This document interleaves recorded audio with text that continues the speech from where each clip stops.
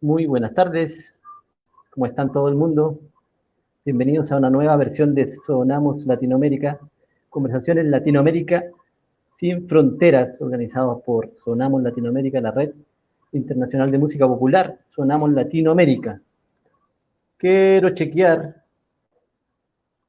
ahí veo gente conectada, si está sonando bien. Si está sonando bien, me dicen, está sonando bien, si está sonando mal, me avisan. Eh, Quiero comenzar esta nueva conversación con un aviso súper importante. Ustedes están viendo un video por ahí. Es porque a partir del 19 de junio de este mes vamos a comenzar el primer Festival Internacional de Música Popular Sonamos Latinoamérica Virtual, en donde vamos a reunir a más de 70 agrupaciones y artistas de Latinoamérica y Europa en torno a la música latinoamericana. 10 días, del 19 al 28, en donde vamos a estar compartiendo música de manera virtual.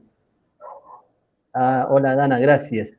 Hoy es un día especial, vamos a conversar de un tema que se habla poco y que deberíamos hablar mucho más, ¿cierto? Vamos a hablar del sonido. Vamos a estar con tres grandes invitados, desde Bolivia, desde Chile y desde Colombia.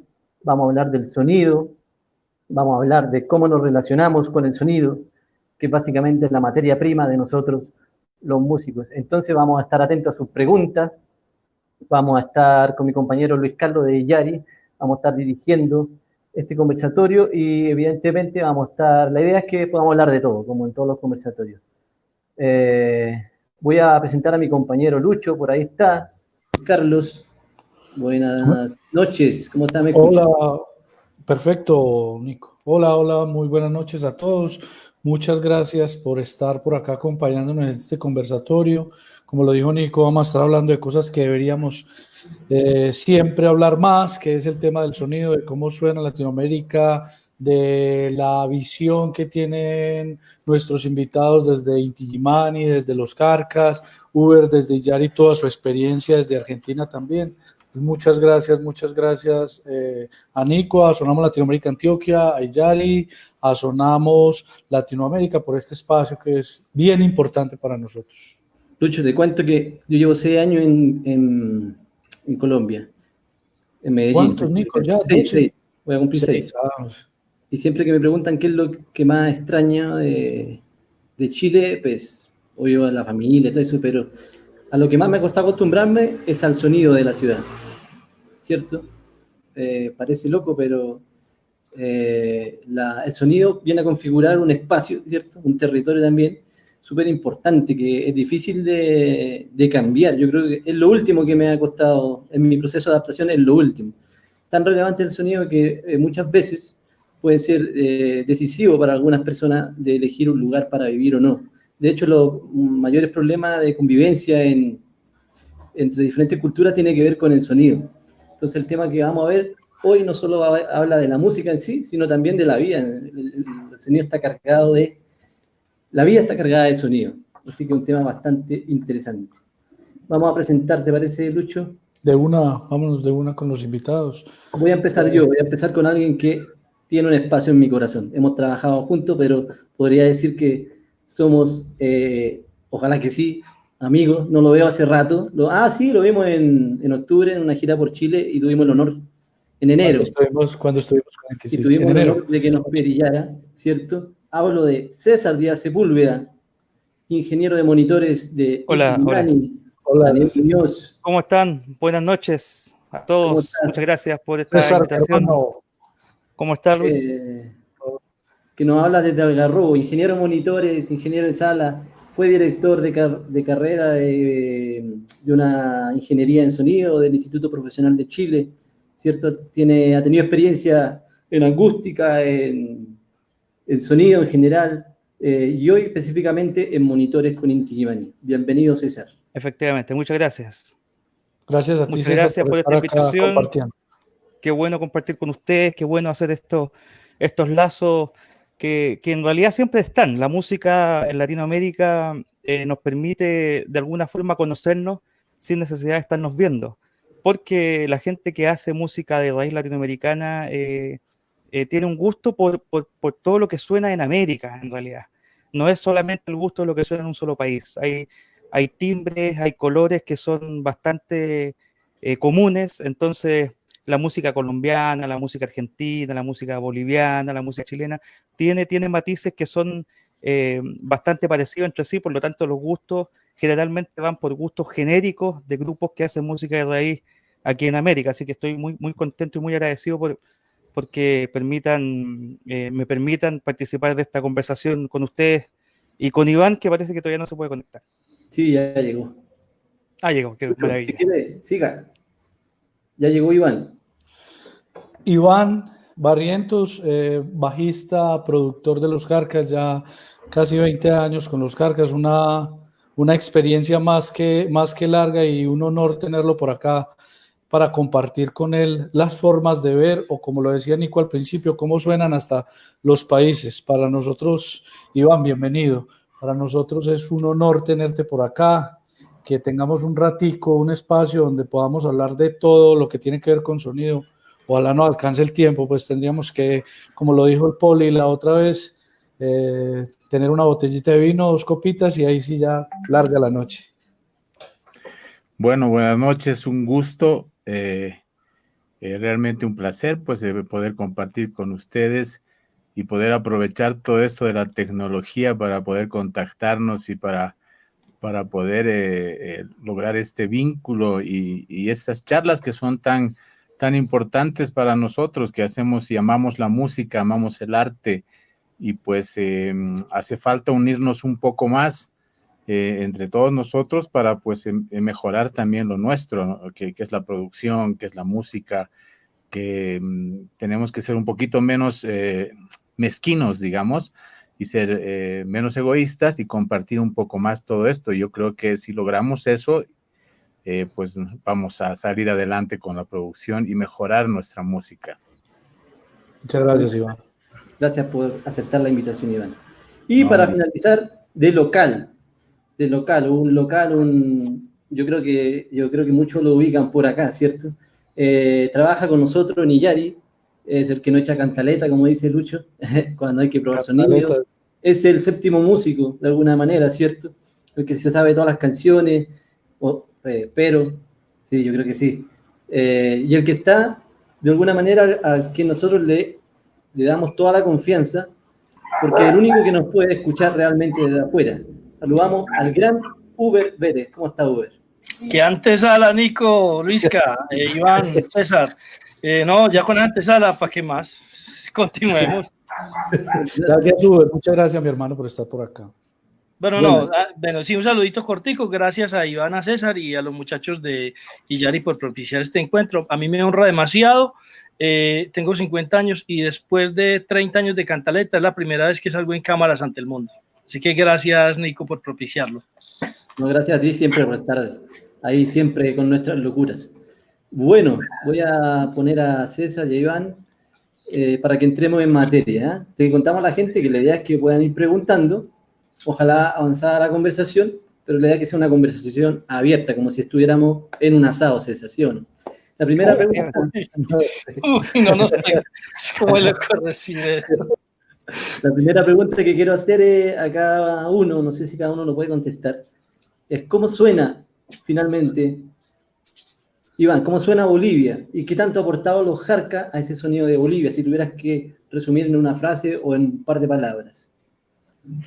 Bueno, los Carcas pues han construido una temática y un lenguaje de la música folclórica muy diferente al resto. En un comienzo nuestra música autóctona como era, pues era simplemente pentatónica y bueno, era ancestral y todo eso, ¿no? Entonces, el momento en que llega a ser urbana la música esta, pues los Carcas han marcado un gran camino de esto, ¿no? Imponiendo, digamos, un estilo propio, con melodías diferentes, melodías nuevas, armonías diferentes, y todo ese tipo de cosas han marcado mucho, como que los Carcas están a un año de cumplir 50 años de trayectoria, entonces te imaginarás cuánto trabajo, ¿no? desde caminar cargando las cosas en un camión hasta, bueno, ahora subirse a un avión y a un Boeing y estar al otro lado del mundo. Entonces es un trabajo muy, muy, muy loable y muy importante. Bueno, sí, bueno, y no solo para Bolivia, sino que para todo el continente los Jarcas es un referente a nivel cultural, a nivel artístico y también a nivel de sonido. Cuando yo llegué a Colombia, sentí que el sonido de los grupos de acá era muy Jarcas, ¿no? El charango, la textura, los colores. Sentí de alguna manera que la Jarca había calado muy fuerte en los grupos que por lo menos hacían una música similar. Luis. No, pues escuchando a Iván, se me ocurre por un momento recordar y concatenar lo que tú estás diciendo sobre la influencia que han tenido los Carcas en Medellín. Cuando empezamos la música, pues yo la verdad soy muy joven. Empezamos pues, escuchando los Carcas, acá llegaban los cassettes y sí, definitivamente los grupos que tocábamos eran totalmente influenciados por los Carcas.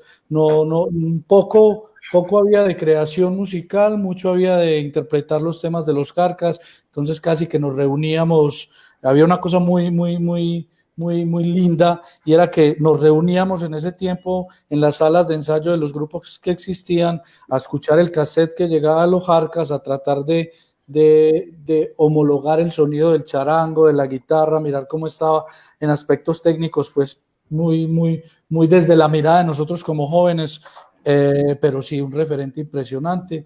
En Colombia, estoy hablando desde Pasto hasta, yo creo que llegamos hasta Medellín más o menos con esta música latinoamericana.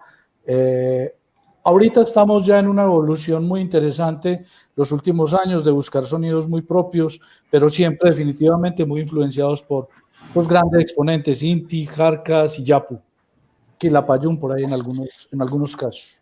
César, ¿cómo suena Chile y qué ha aportado el Inti Illimani en esto también, 50 años de carrera, a ese sonido de Chile? Van para los 52 ya.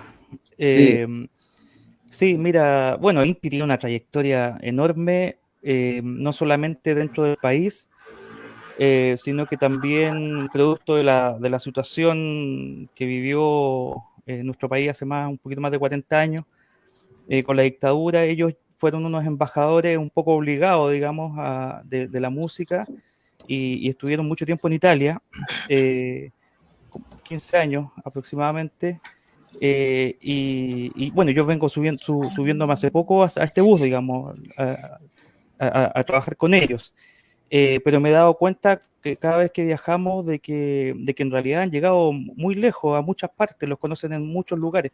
A Colombia, estaba recién calculando, los últimos 2 años hemos ido como 4 veces ya, y en todos los lugares han tenido una recepción maravillosa, la gente se sabe sus canciones.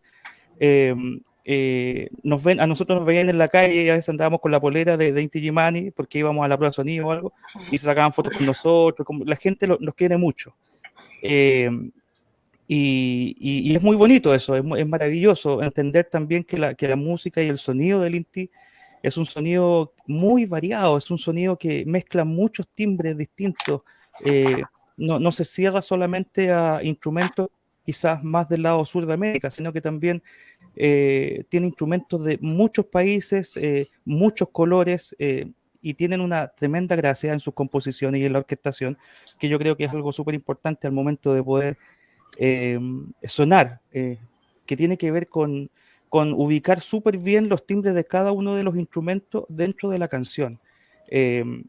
No es que un instrumento tenga que sonar más fuerte que otro, no es que tenga que tener más presencia, o ninguno es más importante que los demás, pero ellos mezclan muy bien el sonido de la guitarra con el sonido de un tiple, con el sonido de un charango, que es fundamental al momento de poder hacer sonido de una banda como esta, porque cuando tienes timbres tan ricos, armónicamente hablando, se hace complejo para los técnicos y para los sonidistas poder lograr que se distinga cada uno de los instrumentos de manera particular. Es una lucha constante porque están rondando dentro del mismo ámbito de frecuencia.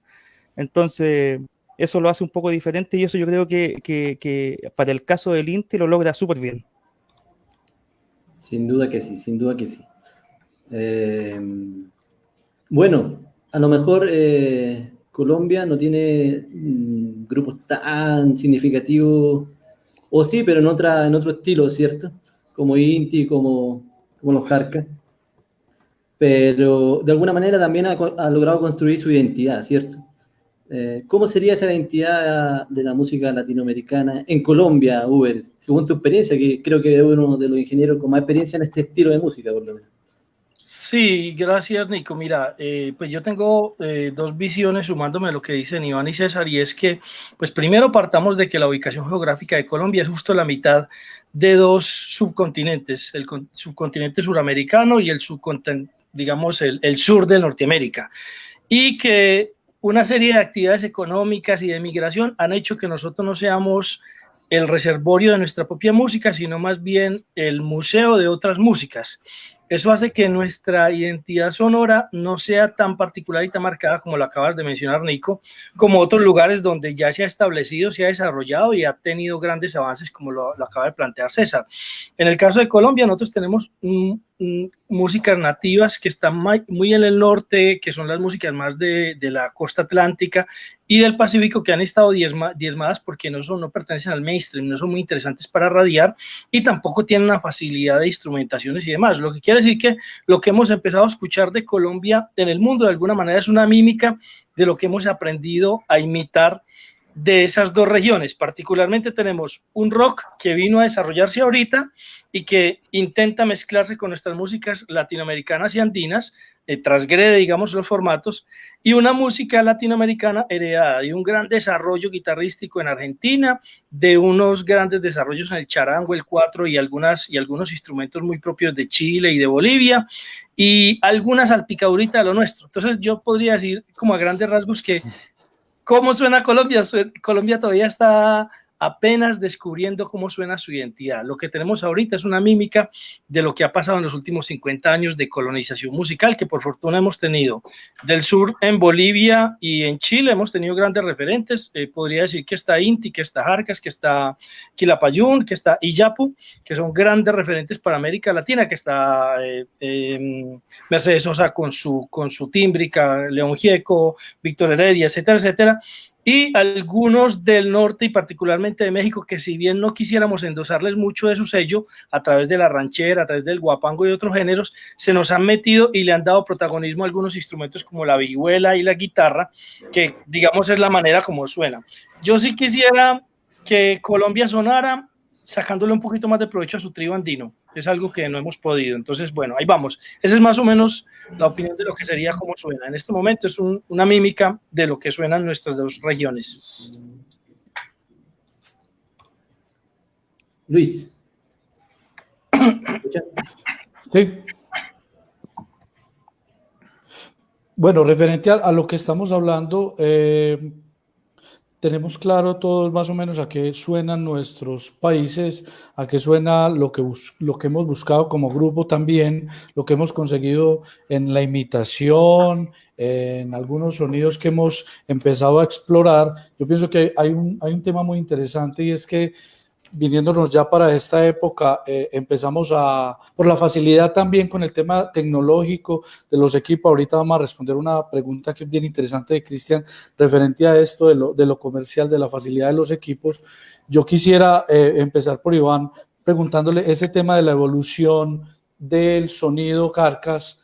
¿Qué tanto le ha costado a los Jarcas? O sea, yo sé que hay una supercarga tradicional en la forma de ecualizar sus instrumentos, sobre todo el charango. Te he visto en muchos videos, Iván, acompañando al mismo Makoto desde el lado y tú dando la indicación de que él te dice a ti, tú indicas qué necesita, qué no necesita, pero definitivamente la evolución del sonido de Jarcas sí ha sido tremenda, con la incursión de baterías, bajos. Yo quisiera saber qué tanto le ha costado a los Jarcas ceder eso, porque sé que hay un tema ahí tradicional que quieren conservar como grupo. Bueno, de haber costado, ha costado bastante, porque como tú dices, ha sido siempre un grupo muy de sonido y de características muy tradicionales. Inclusive hay gente cultora de Carcas que, bueno, le sigue gustando el Carcas antiguo, y no el nuevo Carcass. Eso es indudable porque tenían un sonido muy especial. Y el hecho de incluir los instrumentos electrónicos ha sido un trabajo que, bueno, aparentemente pareciera que es un trabajo sencillo, que es simplemente acompañar o la batería o acompañar con el bajo y hacer la base armónica. Pero más que eso, hemos intentado no dañar lo que ya habían hecho tantos años los Carcass, ¿no? Y habían cultivado con un estilo propio. Y consumido en la mitad del mundo, por lo menos.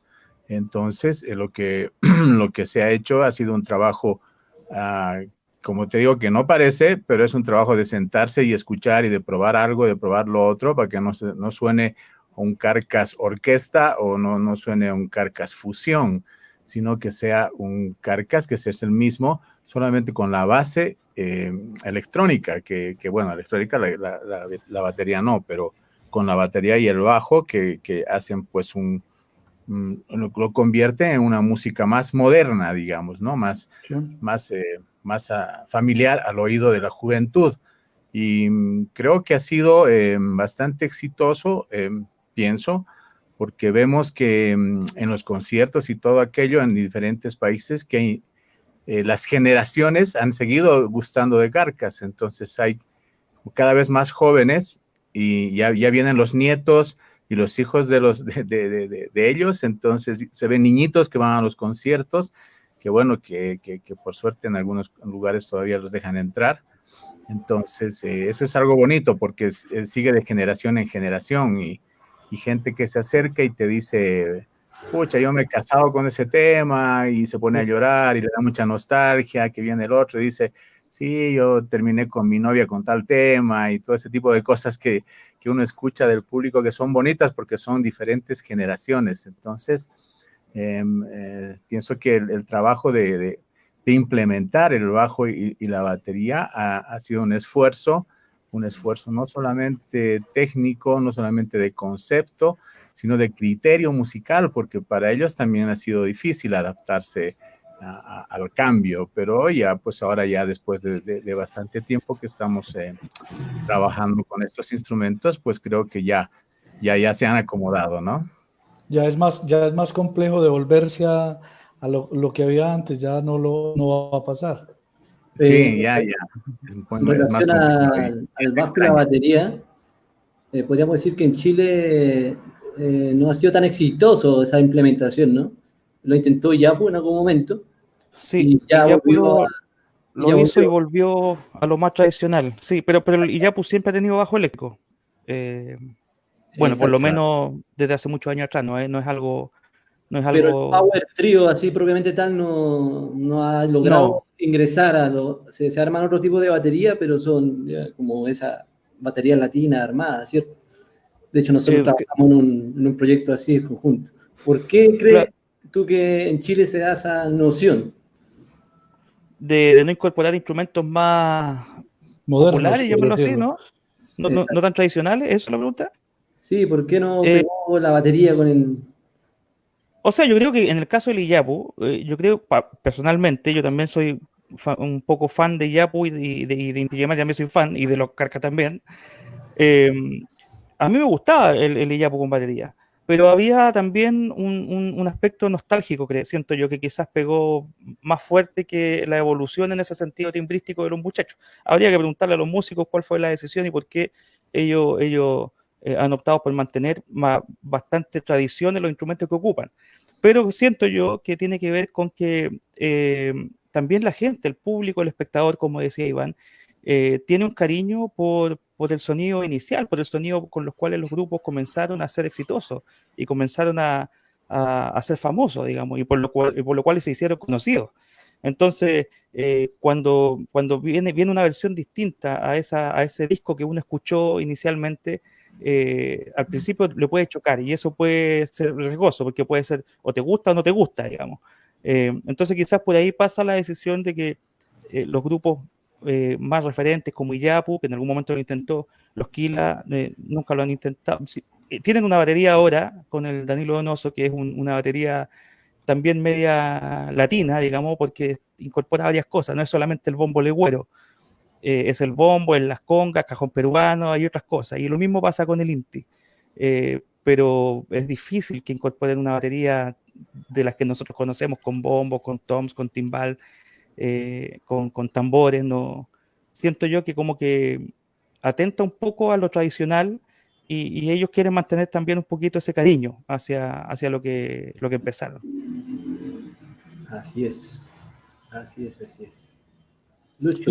Igual para nosotros como músicos latinoamericanos del interior Medellín, es más también inicialmente se dio como una imitación, porque nosotros observamos, bueno, acá nunca llegó Iván una guancara, pues nosotros teníamos bombo legüero tradicional, pues no teníamos esa guancara de los carcas por ahí de los 90s y 80s, no teníamos un bombo muy, muy inti y empezamos con eso, por ahí luego vimos a Inti con sus 2 rotontón, también hicimos ahí como el tema de imitación, el bajo eléctrico llegó directamente por influencia de Iyapu, eso fue directo, íbamos ahí como buscando como esa sonoridad, muy, como les digo, muy copiando esa estructura, porque acá era complejo, bueno, ahora lo es más, pues, porque anteriormente había más espacios para esta música.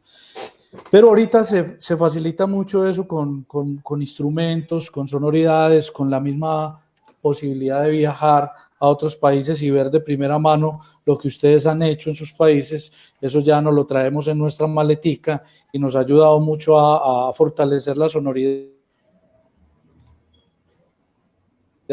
de los grupos, influenciar también algunos otros grupos.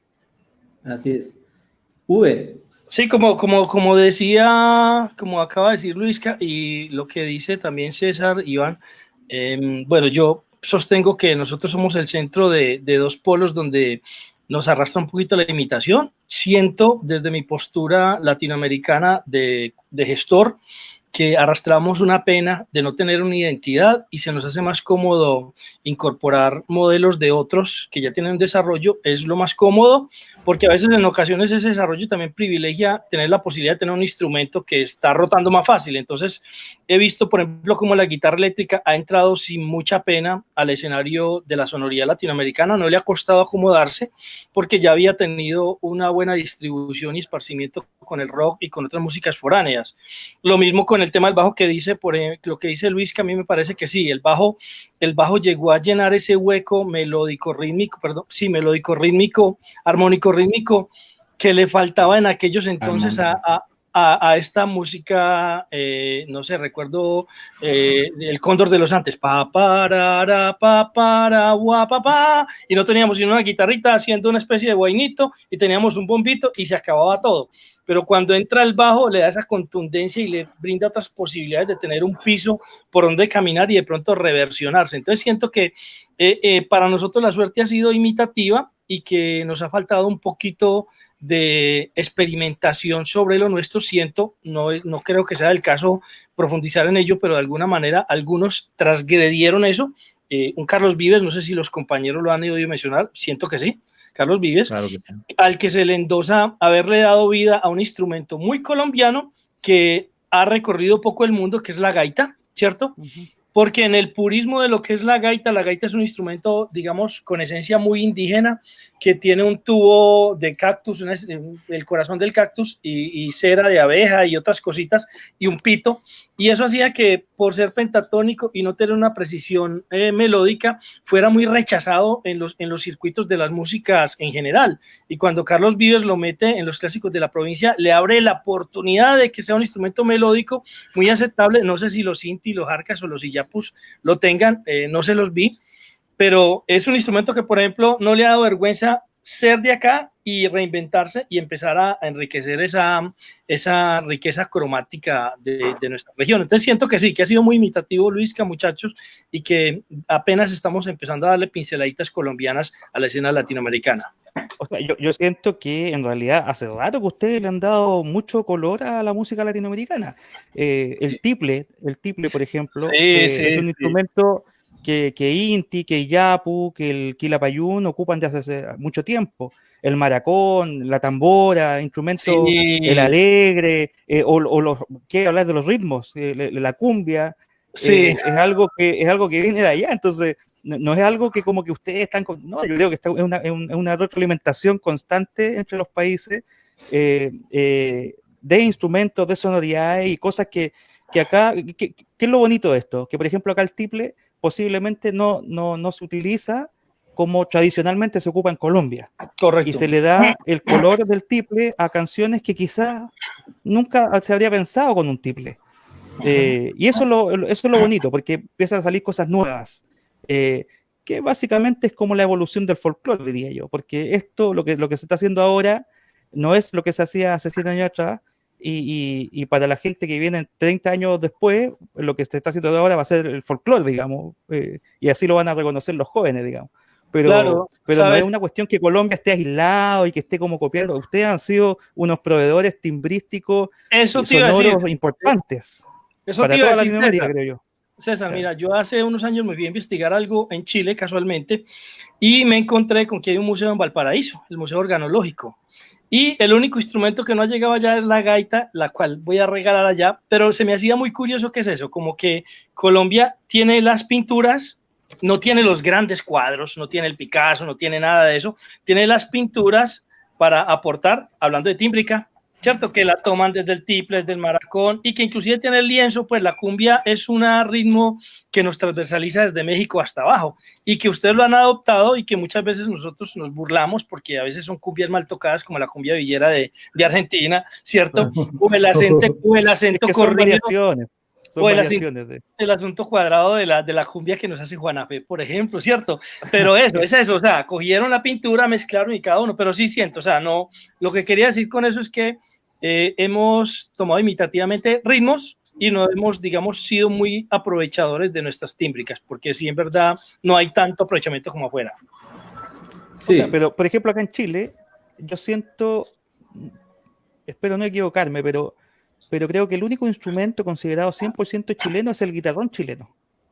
Y eso dice mucho, en el sentido de que todos los instrumentos vinieron de afuera. No hay ninguno, salvo este, que es un instrumento, no sé si lo conocen, un instrumento que es como una guitarra, que tiene 25 cuerdas, y se ocupa mucho, es un instrumento maravilloso, y se ocupa mucho en lo que son las payas. Los payadores utilizan el guitarrón chileno como instrumento acompañante. Y creo que es el único instrumento 100% chileno. Todos los demás son instrumentos que vienen de afuera. Entonces, Latinoamérica es un solo país, digamos, así, como que musicalmente, rítmicamente y timbrísticamente no tiene frontera. El Inti, el Iyapu, el Quilapayún toman de los distintos lugares, y antiguamente tenían la gracia de que antiguamente no llegaba tan fácil la música como llega ahora. Ahora por internet uno busca un par de palabras en Google y encuentra lo que quiere, lo que está buscando. Antiguamente no era así, entonces los muchachos, mientras en sus viajes, en sus conciertos, iban conociendo nuevos ritmos, iban conociendo nuevos instrumentos y de a poco lo iban incorporando a su repertorio. Así es. Justamente por esa pregunta era la primera pregunta, ¿no? Porque para ver si realmente había, esto se llama Latinoamérica sin fronteras, estamos en el 7º conversatorio, Latinoamérica sin fronteras. ¿Cómo suena Latinoamérica? Porque yo siento, al igual que César, de que no hay polo, digamos, no es tan así determinista, como decir lo de allá y lo de acá, ¿no? En algún momento todo tiene que ver con todo. La guitarra, el mismo guitarrón chileno, la misma instrumento costeño de Colombia, también vienen de África, y un viaje interminable. Mientras más acerco a eso, al origen de las cosas, más infinito va a ser ¿cómo se llama? El rastreo histórico de... Entonces ponerse a decir qué es lo nuestro y lo no nuestro es un poco inoficioso a esta altura de la vida. Yo creo que sí, hay identidades claras, como la identidad Jarca, la identidad Inti, ¿cierto? En Colombia uno puede encontrar grupos muy Inti como muy Jarca, ¿cierto? Pero estamos en Colombia. Pero también puede haber grupos en Chile pueden haber grupos muy Vives, ¿cierto? Claro. O sea, seguro, no me atrevería a decir algún nombre de un grupo colombiano que haga una música tradicional colombiana que posiblemente nadie más lo va a poder imitar porque es muy de allá. Entonces, exacto, para darle como sentido y seguir avanzando, y hay hartas preguntas, quisiera hacer una pregunta general y después Lucho lo ataca con algunas preguntas específicas. ¿Qué es lo primero que hay que hacer? Vamos a hablar de sonido en vivo. Estábamos hablando antes de entrar al aire. ¿qué es lo primero que hay que hacer y lo más difícil de enfrentar en un escenario de sonido en vivo? Iván, si quiere empieza. En el contexto tuyo con los carcas. Bueno, son pues un sinfín de cosas de acuerdo al lugar y la ocasión. Pero bueno, estoy seguro que César va a concordar conmigo. En la mayoría de los problemas es la parte técnica, es la parte de que el empresario ahorra mucho en la parte más importante, que es la parte del sonido, ¿no? Entonces está acostumbrado a eso, entonces no regatea otras cosas, no regatea la renta, qué sé yo, en cada país es diferente, el impuesto y todo eso, pero sí regatea mucho el sonido y trata de ahorrar lo más posible. Entonces ese concepto hay que cambiar en el empresario. El empresario tiene que saber que el sonido es vital, es de mucha importancia. Ha habido muchas veces en que te pagan un pasaje hasta el otro lado del mundo y te ponen un equipo de quinta. Entonces es un absurdo que tienen los empresarios en no cuidar su producto, ¿no? Porque les genera pérdida a ellos mayores el que el espectáculo sea malo, porque por más bueno que sea el grupo o los músicos, si el sonido anda mal, si la parte técnica, la parte física del sonido es mala, pues ni por más que los conocimientos y la experiencia, pues las cosas no salen bien. Entonces es algo con lo que se batalla mucho y todo el tiempo que uno viaja. Sí, hay riders técnicos, todo eso, pero siempre llega el momento y pues lo que dice el rider técnico, pues no hay. Entonces estamos llenos de esas sorpresas. Algunas veces, muchas, tal vez, no ha habido ese problema. Se trabaja con gente responsable, con empresas responsables que montan un sonido muy bueno o en grandes escenarios, ¿no? O festivales donde se ven realmente, porque los grupos exigen, los grupos que están en la cartelera son muy importantes. Pero de la misma forma como nuestra música llega también a lugares muy populares, entonces a veces llegamos a pueblitos muy chiquitos dentro de toda Sudamérica, donde realmente pues, nos topamos con cada que hay que inventarse, o sea, nos ponen un refrigerador y hay que hacerlo sonar. Entonces esa es la parte más complicada de esto, ¿no? Y seguro que les ha pasado a todos. Y es curioso que tú lo digas, Iván, porque desde nuestra visión nosotros entendemos que a Carcas, a Inti no le va a pasar eso.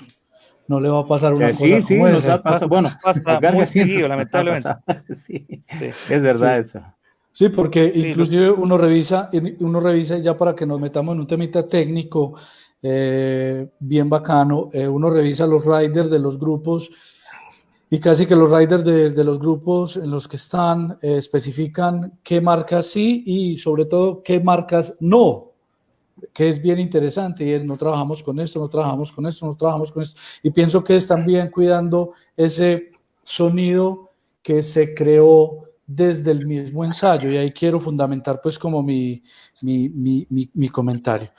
Muchos hemos fundamentado los grupos desde el querer tocar, el desde venido ensayemos, pero difícilmente nos sentamos a decir, nosotros queremos sonar así. Hablo en temas de ecualización, rangos dinámicos, espectro estéreo, que la guitarra vaya acá, que el charango vaya acá, el bajo lo vamos a trabajar de esta forma. Entonces, referente a eso que acabo de decir, ¿tienen alguna técnica cada uno de ustedes con los grupos que trabajan para manejar tanto volúmenes, rango dinámico? Digo yo, voy a poner un ejemplo, puedo estar muy equivocado con lo que voy a decir. Yo siento que el charango es extremadamente fundamental para los Carcas, y te veo, como te dije ahorita, Iván, muy al principio siempre probando, o por dónde empezás a hacer prueba, y ahorita nos vamos a hablar de temas ya de estudio y de grabación, porque sé que estás con el estudio Ulises Hermosa, si no me equivoco, siempre estás ahí muy pendiente del estudio. Quería hacer esa pregunta inicial para pasar a la otra. ¿A mí, Iván? Sí. Ok. Por favor. Bueno, yo pienso que todos los instrumentos son importantes en una banda, ¿no? Porque cada uno hace lo suyo. Eh, Volviendo a lo que hablábamos antes en la cuestión del bajo, y no porque yo toque el bajo, sino porque el bajo es una base armónica muy importante, y es un instrumento muy noble en este tipo de trabajo, porque es lo que hace el que hace menos, supuestamente, pero en realidad es el que llena más. Entonces, pues es un concepto que no hay que perderlo, porque ese es el trabajo del instrumento del bajo, ¿no? Entonces, la parte de batería ya es más rítmica, ya tienen otros colores y diferentes, pero yo pienso que todos los instrumentos tienen su importancia y colaboran en lo que es la banda, por eso es una banda. Entonces, sí hay cosas muy marcadas como tradicionales en sonido que tiene Carcass, como es el charango, pero también los vientos, al margen de la parte vocal, ¿no? Obviamente, pero todos los instrumentos hacen su trabajo, y nuestro trabajo justamente es que llegue ese mensaje de cada instrumento al público y al oyente, ¿no? Ese es el trabajo, que agradablemente, además, que sea de un sonido agradable. Ese es nuestro trabajo, porque ahora hay una confusión terrible entre potencia y calidad, y es algo con lo que vamos todos los días luchando nosotros, porque te revientan los oídos algunos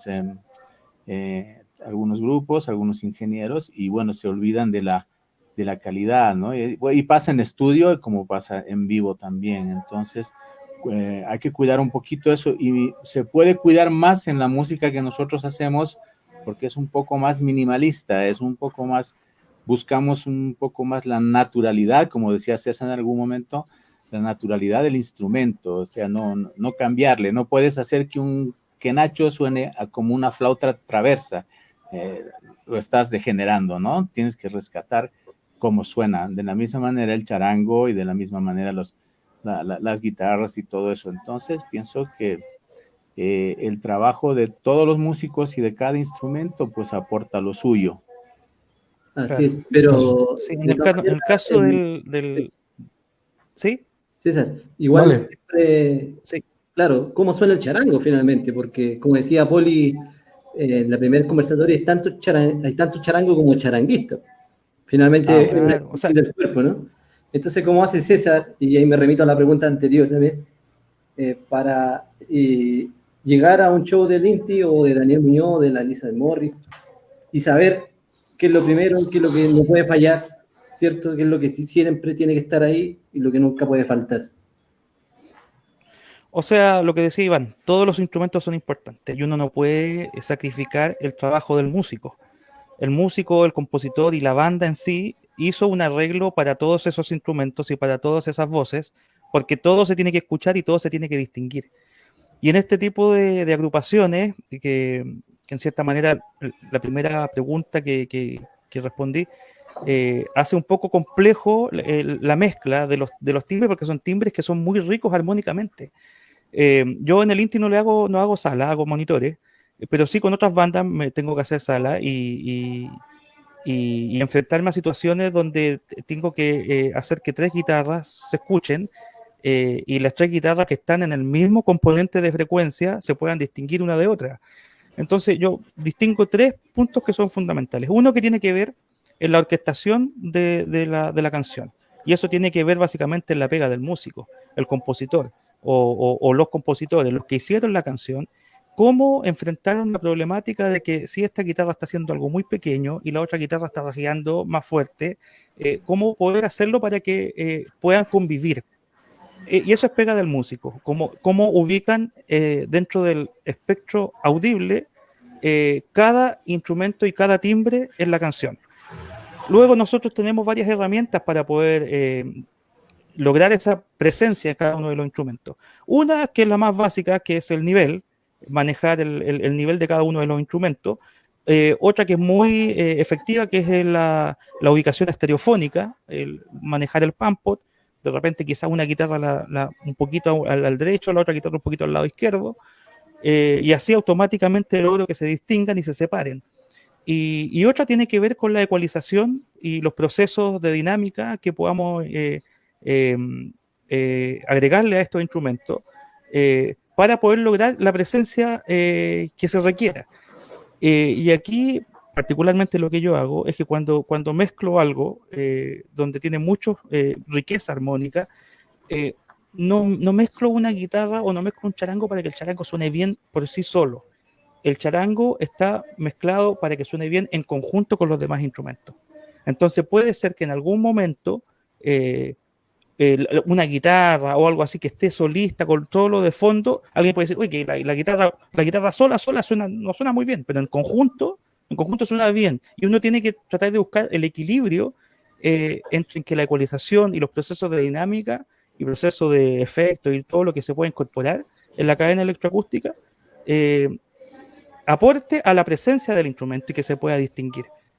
Pero los primeros niveles, o sea, los primeros parámetros importantes son el nivel, la ecualización y obviamente que la orquestación de la canción esté bien hecha.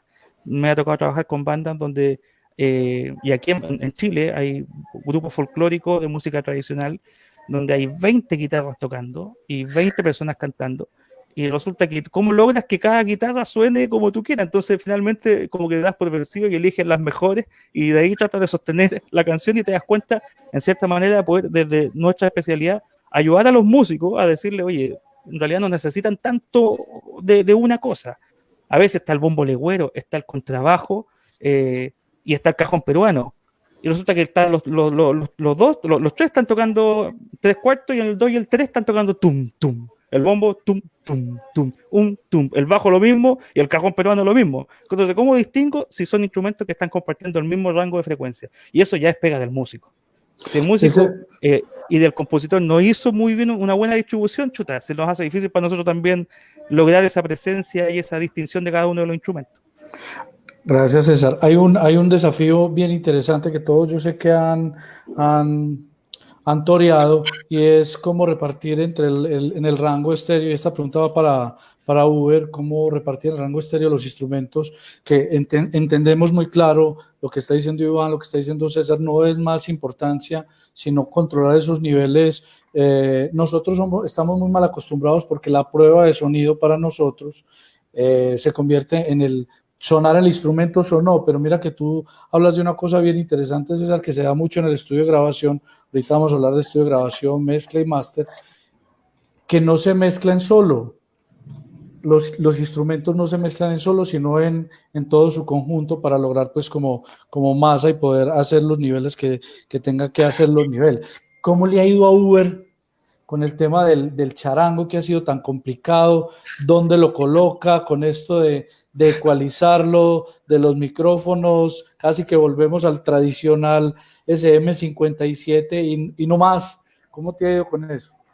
Me hiciste una pregunta que nos va a volver o muy amigos o...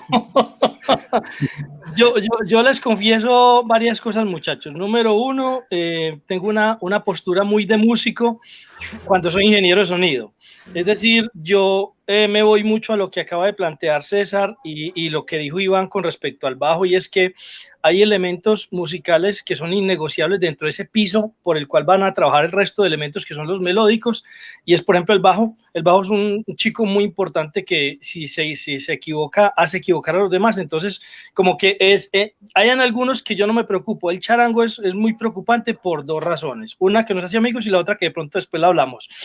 La que nos hace amigos es que pues yo trato de ser muy complaciente, tratar de interpretar lo que quiere el músico, pero yo, razón número dos, me guío por lo que dice mi audífono y dice mi oído directamente. Yo me acerco al charango, lo oigo y eso que escucho es lo que trato de replicar en el parlante y hago un mix entre lo que quiere el músico y lo que oigo. Finalmente siempre termino perdiendo yo porque realmente me toca satisfacer los gustos del músico, que lamentablemente no deberían de ser los que uno debe complacer como ingeniero, porque digamos yo me comparo mucho con los chefs. Cuando tú estás cocinando como chef, te entregan un montón de cosas allá en la cocina y te dicen, bueno, hacenos un sancocho, hacenos un pulmay, ¿cierto? El pulmay se entiende. ¿Pulmay se entiende, Iván? No mucho. El pulmay de usted es igual al de nosotros, ¿no? No, eso no existe para nosotros, pero digamos que vamos a hacer algo más bueno, un sancocho, ¿cierto? Un sancocho, sí, ya. Y te entregan la papa, la yuca, el plátano, y uno dice, bueno, con énfasis en qué hago el sancocho, con énfasis en papa, con énfasis en yuca, lo que sea. Bueno, el charango para mí viene a ser como el azafrán, la sal y la pimienta. Si se me va la mano, me tiro en todo el sancocho. Entonces, balancearlo para mí implica, por ejemplo, Luisca, trampas que yo hago con el charango. Cuando hay recurso y me sobran canales, hago 3 versiones de charango. Hago una versión para melodía, es decir, cuando está netamente arpegiando y tocando para melodía.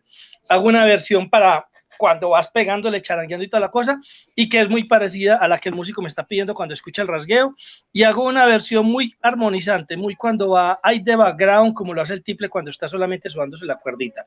Yo hago esas 3 versiones y con las 3 juego a ver a cuál le pego para el músico. Es decir, Luisca, como revelación de secreto, la versión de charango que ustedes escuchan en monitoreo no siempre es la versión de charango que yo pongo. No, yo sé, por eso te pregunté. Porque además mi responsabilidad de cocinero es que todos los que sentados en la mesa que pagaron por ese sancocho se vayan bien contentos de que no se me fue la mano en el azafrán ni en el picante ni en la sal. Además que es lo más complicado de hacer en una prueba de sonido. Es complejo de llegar al sonido del charango. ¿Qué queremos? Sacarle la cápsula, o sea, sacarle ese sonido de cápsula y dejarlo charango. Se nos complica, es muy, muy complicado para nosotros. ¿Puedo hacer una pregunta? Sí, claro. Para los músicos. ¿Cómo suena el charango que ustedes tienen en la cabeza? No sé si ha sido un problema para Iván y para César, pero es una mezcla, mi hermano, es una mezcla. Es el punteo de Jarcas con el rasgueo de Iyapu y la claridad de Tilimani. Ya, correcto. ¿Cómo es para Nico?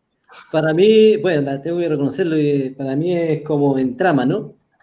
Como en trama, que es mi escuela como en trama o Inti, digamos, que sería lo menos intervenido posible, digamos, ojalá un 57 y ya.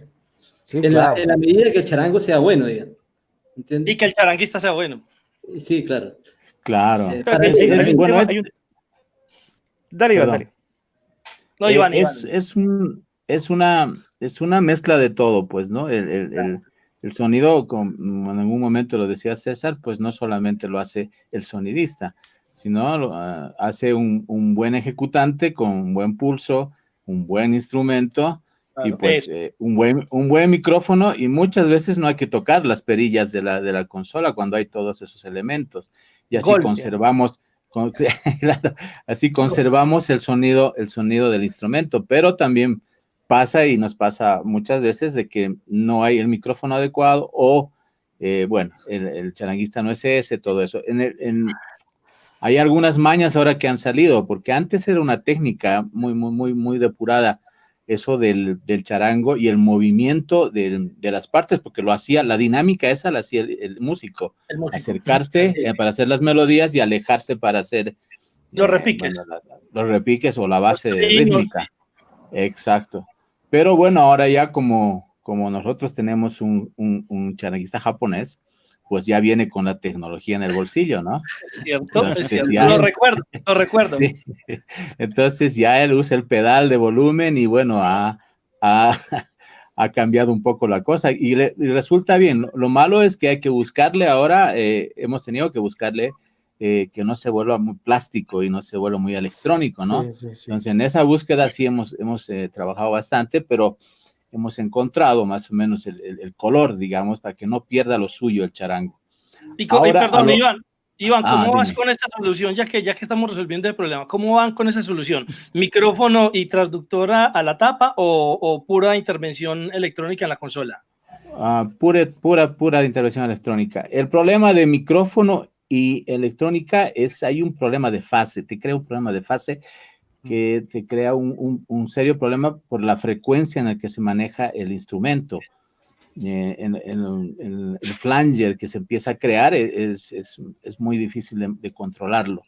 Entonces no funciona muy bien. Se puede lograr, he visto y he escuchado a algunos ingenieros que lo han logrado, tal vez cambiando la fase o poniendo alguna cosa de esas, pero ya pierde el sonido acústico del charango y tradicional, ¿no? Pero Iván, no hay ningún proceso, no están usando solamente pedal de expresión, y esto para los dos, porque con Inti en las guitarras están usando los Fishman Aura para sacar las guitarras, que es un blender, pues una mezcladora de algunos sonidos clásicos de guitarras clásicas, inclusive por ahí hay unos bancos de guitarras acero. No están usando, Iván, ningún proceso pre-consola, digo, un pedal, no sé, un ecualizador, algún efecto.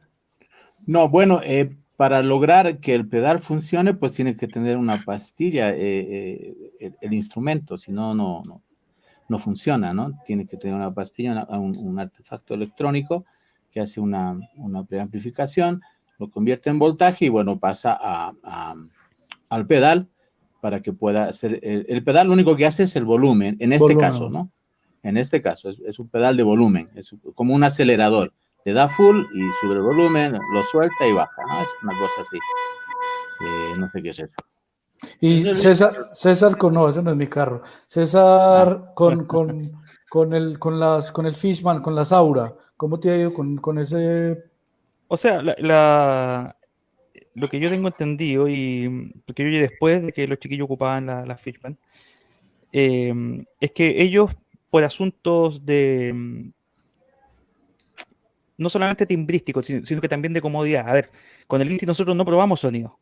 Los muchachos generalmente, a menos que sea una presentación muy importante o un show nuevo, van a probar sonido, pero generalmente no prueban. Entonces, nuestro equipo es muy pequeño, somos 3 personas, los que estamos siempre, que es el Talo, el Neftalí Azul, que está en sala, Juan Carlos Ramírez, que es Rowdy, y yo. Entonces, lo que hace Juan Carlos es ir probando, y muchas veces sucedía que hay eventos muy importantes y el Inti tiene toda su línea, la mayor cantidad de instrumentos y canales la tiene en la línea frontal. Entonces son muchos micrófonos, hay mucha microfonía en la parte frontal, y a eso agrégale una guitarra acústica. Entonces a veces sucedía de que la línea de los parlantes estaba casi en línea con esa línea principal del Inti, entonces el acople estaba siempre ahí presente o muy al filo. Una forma de solucionar eso era cambiar la guitarra. Entonces cambiaron las guitarras por unas Yamaha Silent, que no tienen riesgo de acople. Pero el problema con la Yamaha Silent es que no suenan a guitarra, o sea, solas suenan como cualquier cosa. Entonces el Aura lo que viene a hacer es básicamente como una especie de excitador aural, donde lo que busca es complementar e incorporar armónicos que fueron perdidos en el proceso de transducción. Eso es básicamente lo que hace el Aura. No tiene ninguna otra finalidad para poner un efecto especial o algo así, sino que simplemente buscar una sonoridad de guitarra acústica en una guitarra que no es acústica. Perfecto. Eso.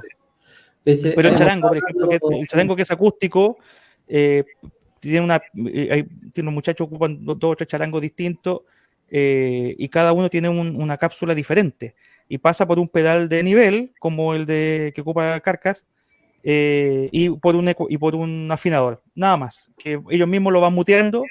O sea, más que de nivel es un muteador, no activan o desactivan el charango para que precisamente, en caso que no lo ocupen, quede muteado sin necesidad de que el sonidista esté muteando a cada rato para que no se le vaya a ir en la siguiente canción. Claro. Y ahí el timbre es como lo decían antes, Nico, cada charango tiene hay tanto charango como charanguista, digamos, y los charangos que son profesionales, los que ocupan grupos como estos, son charangos que no son hechos en serie, son charangos únicos. Entonces no podríamos decir, mira, el charango hay que ecualizarlo de tal manera, hay que subirlo, bajarle algo, no, es imposible, cada charango tiene su tratamiento particular. A mí lo que sí, siempre no sé si tendré un problema en el oído, ¿no? Pero como que me molesta un poquito el mi bajo del medio, los 331 Hz de esa frecuencia, que siempre como que está un poquito muy presente. Y yo particularmente se la quito un poquito, pero es una cuestión mía, digamos, no pero bueno que siempre tenga que ser así. Importantísimo, porque finalmente estamos hablando de un problema de tan simple y tan complejo, la verdad. O sea, el sonido es nuestro signo, pero todo lo que hacemos con el sonido es un discurso simbólico tremendamente complejo e infinito, digamos. Ya dijimos, hay tanto charango como charanguista, hay tantos ingenieros hay tantas consolas como ingenieros, ¿cierto? Sí, claro. Hay tanto proceso como entendemos. Entonces, es súper difícil porque lo que yo siento como músico jamás lo voy a escuchar, por un lado, ¿cierto? Sí. Porque jamás me voy a escuchar como Cierto. me escucha el otro, ¿cierto? Y entre que yo quiero decir algo al otro, hay un montón de procesos comunicacionales, ¿cierto? Que están reestudiados, O sea, que el otro lo entiende de una manera, un fenómeno de tocaste un percepción. tema Hay un fundamental. punto importante, y aquí quiero pasar, que yo diría que la prueba de monitores es un magíster de comunicación, ¿cierto? Entre el músico y el ingeniero de monitores. ¿Cómo confrontan ustedes la prueba de monitoreo V? Bueno, ahí rápidamente, gracias por darme la apertura de tema. Pues ve, yo con el tema de monitores hago las confesiones que ya son públicas en Facebook, o sea que no hay forma de esconder. Número uno, como todos los sonistas, trato de ser buen engañero.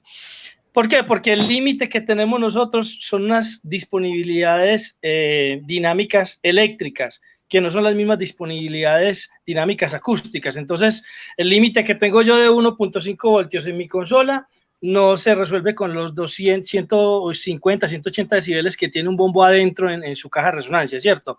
Es decir, yo ahí tengo el problema de hasta dónde lo tengo contento, sabiendo que mi equipo tiene que estar contento, porque uno de los problemas que tenemos los técnicos, indiferente de monitor o sala, es que lidiamos con el bienestar del equipo,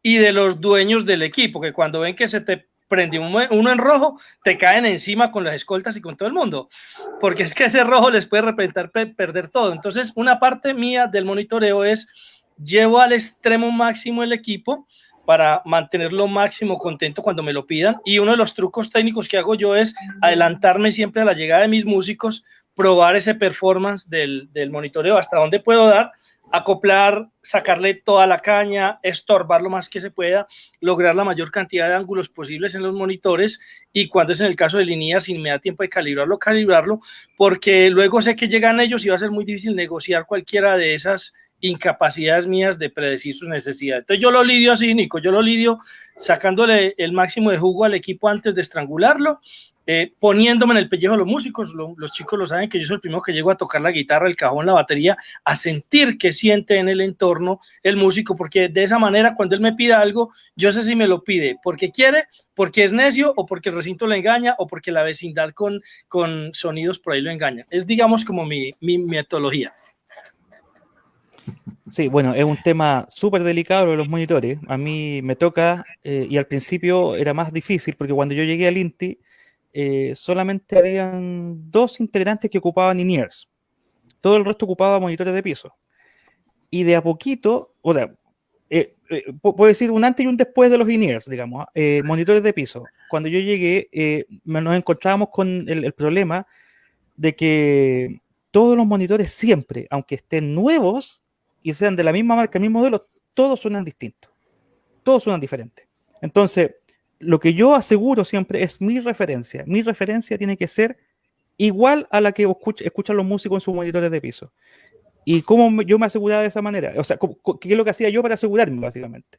Era llegar, tomaba mi sesión, tomaba la consola, enviaba ruido rosa a mi monitor, andaba con un sonómetro bien ordinario, un sonómetro de aplicación de teléfono, y medía cuántos decibeles tenía y medía cada uno de los decibeles de los monitores que yo iba a ocupar.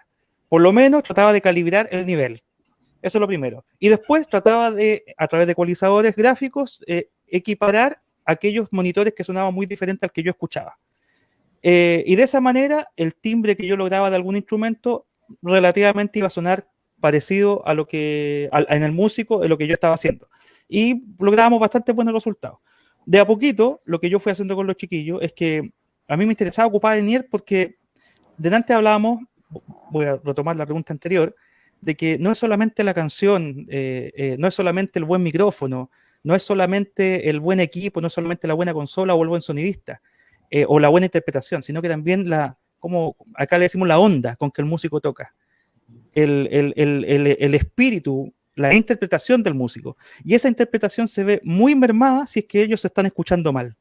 Entonces, si uno logra que ellos se escuchen bien, lo más probable es que ellos la estén pasando bien, y si la pasan bien, van a tocar con una disposición distinta. Y eso el público lo percibe, y lo percibe de una manera inmediata. Entonces, para mí era importante manejar in-ears a los chiquillos. Y lo que yo hacía era de que preparaba una mezcla de in-ears para un músico, 1 o 2 conciertos, y cuando ya la tenía bastante amasada, le decía, mira, te tengo in-ears. Y con todo me pasó lo mismo. No, yo no quiero los in-ears, que me encierro, que no quiero escuchar, que no voy a escuchar a la gente, pero pruébalo, le decía, pruébalo, si no te gusta, te lo sacas, vas a tener tu monitor de piso. Y me pasó con todos los músicos del Inti, que a la primera canción, a la mitad de la canción, yo les muteaba el monitor de piso y nunca más lo pidieron. Bueno, actualmente todos están ocupando in-ears.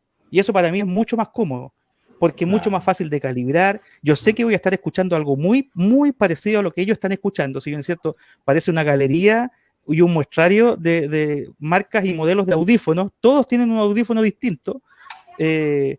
Ideal sería que todos tuviésemos el mismo audífono, porque ahí sí que sería la referencia igualitaria, pero es imposible.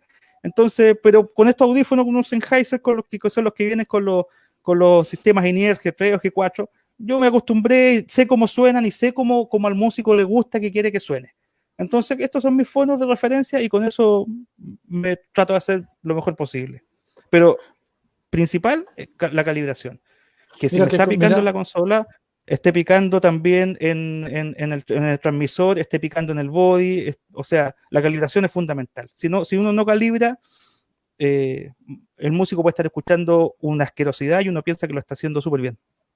Mira que con ese tema del linear ha costado un poquito, al menos por este lado de la música latinoamericana en nuestra ciudad, porque no deja de ser un equipo extremadamente costoso.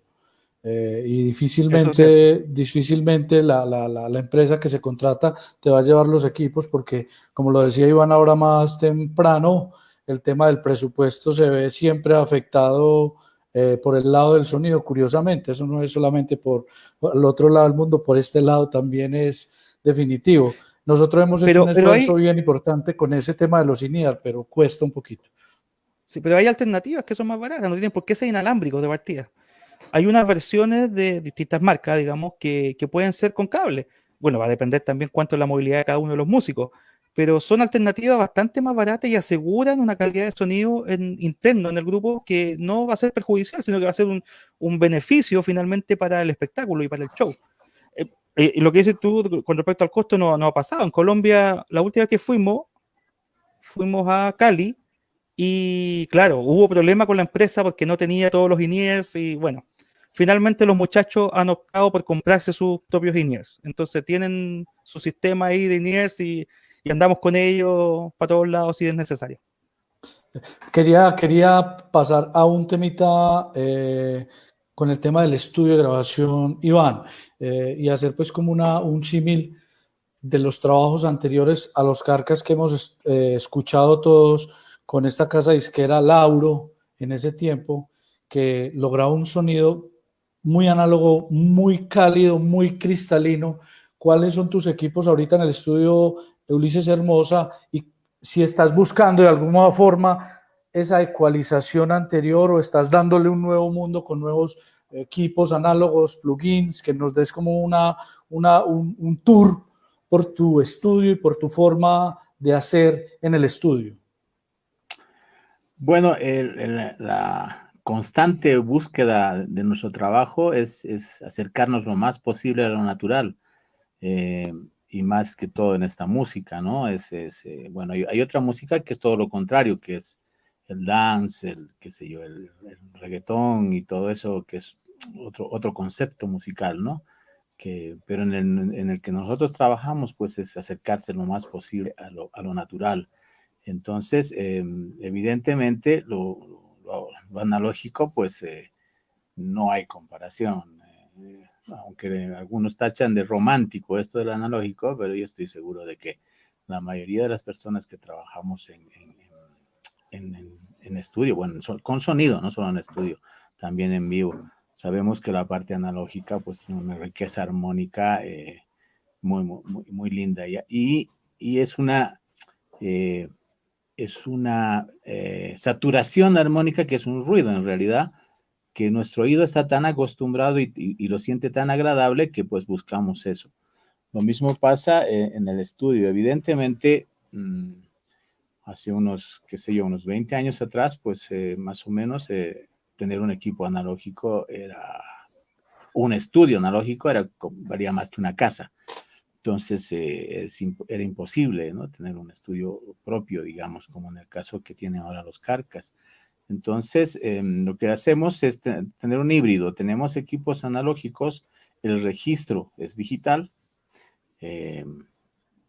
pero para hacer el proceso le echamos en mano, como se dice, a los fierros, que realmente tienen un costito grande. Entonces, pero bueno, poco a poco vamos implementando una cosa que otra, compresores y todo eso. Y bueno, ahora estamos con un estudio acostado. Hemos ido trayendo, porque hay que internarlos de otros países, porque no hay el acceso directo. En Bolivia es muy difícil encontrar este tipo de procesadores analógicos, valvulares y todo aquello. Pero sí hemos logrado tener ya un buen set, digamos, de cosas. Nos gustaría tener más, obviamente, pero imagínate, hay compresores analógicos que valen $50,000 y de ahí para arriba, ¿no? Entonces, dentro de lo posible y dentro de lo que se puede invertir para nuestro mercado, porque no podemos invertir $500,000 pensando que vamos a recuperar algún día la plata haciendo discos, peor ahora, ¿no? Sí, es verdad.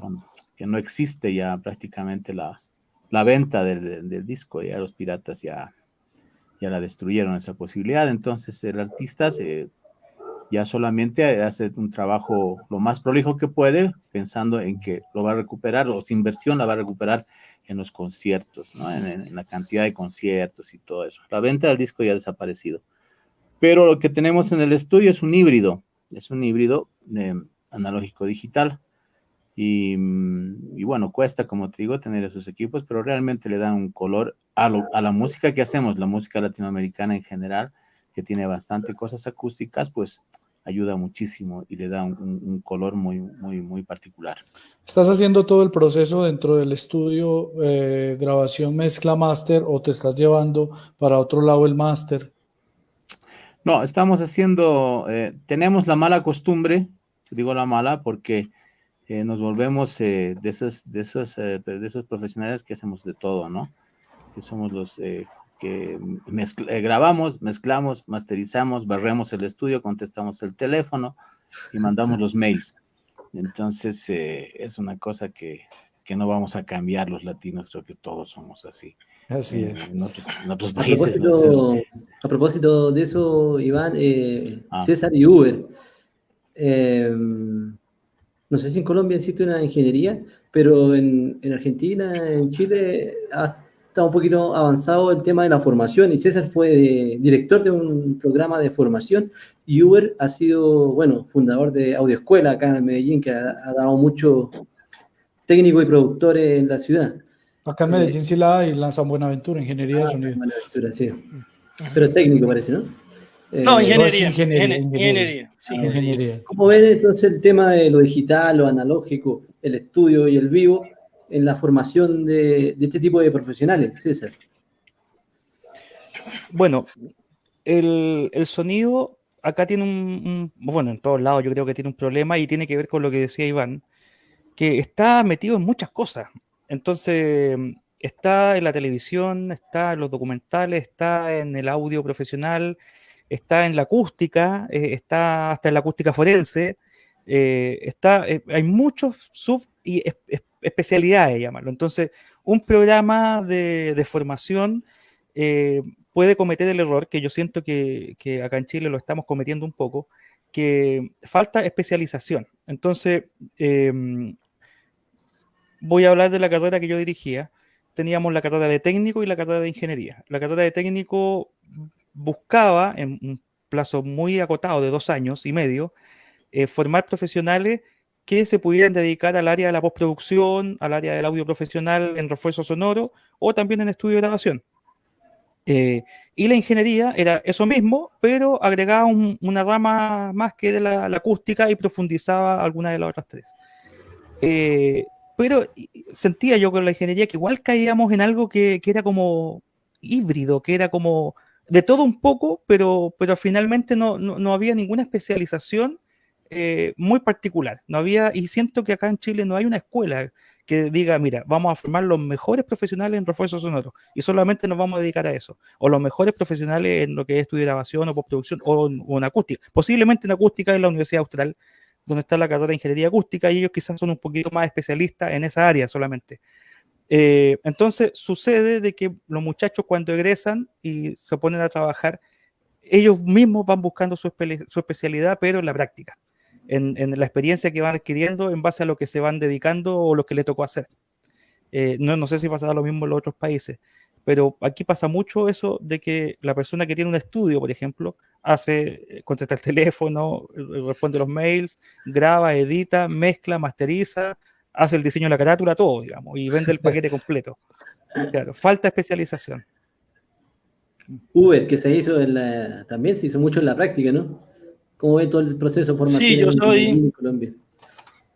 Yo soy una consecuencia de la pregunta de cómo es hacer el oficio y no encontrar una respuesta en el entorno. Por lo menos en Colombia no había escuela cuando yo empecé, estamos hablando de hace 30 años. La escuela viene a emerger hace más o menos 10, 12 años, 1990 y puchos, tal vez para los 2000, miento los números, 93, o sea, hace 20 algo de años, 93, 20 años tal vez, ¿cierto? 17 años, se me fue el número.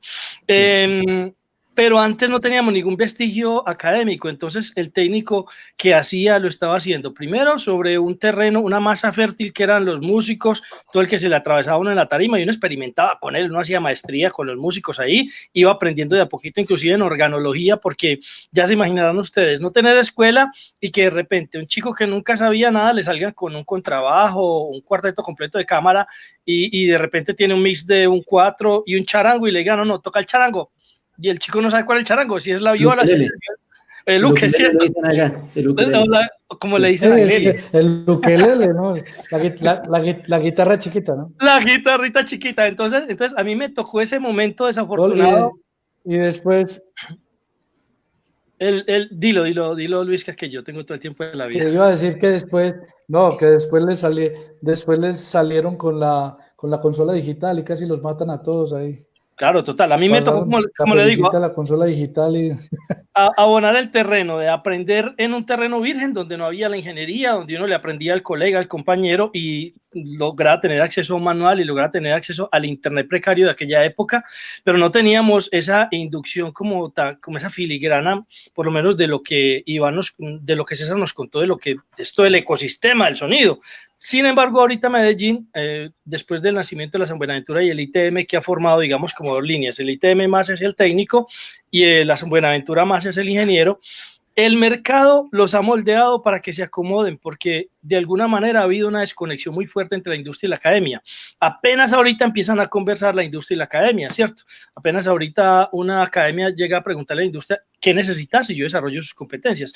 Pero ha sido, digamos, muy nuevo para nosotros el tema de la escuela. Yo me siento pues orgulloso de haber formado mucha gente aquí y el enfoque ha sido en vivo. El en vivo todo el tiempo, desde la investigación, la experimentación y obviamente una rigurosidad frente a los temas que hemos estado hablando. No ha sido una cosa inventada, pero también tiene, digamos, influencias muy del lado de donde se inventó esto, que es Inglaterra y Estados Unidos, donde el show business, donde el sonido es una parte importante de la factura de lo que el artista vende en un espectáculo, tiene una influencia y una reflexión ahí al respecto. Y lo que sí ha sido como mi diferenciador es enfocarme un poquito en la identidad latinoamericana, de cómo sonamos, de cómo es lo que sonamos, porque como les decía yo ahorita, hemos caído en el pecado de copiar. No sé si está la pregunta más adelante, Nico y Luisca, pero por ejemplo el bombo que yo escucho siempre en vivo, por lo menos el bombo latinoamericano, yo estoy peleando con ese bombo, que es un músico que viene tocando en una banda de rock y tiene una diferenciación notable entre el bombo rockero, el bombo del reggae y el bombo latinoamericano, ¿cierto?